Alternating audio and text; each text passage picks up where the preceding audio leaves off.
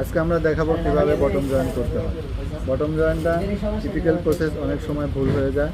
তো এই বটম জয়েনটা এভাবে আমরা ধরবো, এভাবে ধরে হাতের ডান সাইডে থাকবে বটমটা এভাবে এই সেলাইয়ের সাথে সেলাই মিলাবো সুন্দর করে, সাইডের সেলাইয়ের সাথে মিলাই পিঠে মুছে দেবো, পিঠে মুছে দিয়ে তিনটা পাট একসাথে তুলবে।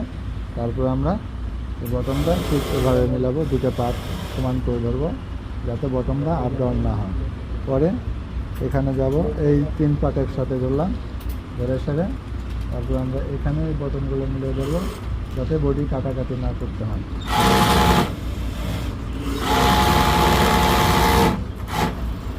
আবার এই সাইডে এসে ধরবো, সেম একই সিস্টেম, শুধু বটমটা আমরা যাতে কাটাকাটি না হয়, ভিতরে ভিতরে বললে না থাকে সেজন্য এইভাবে বটম জয়েন করতে হবে।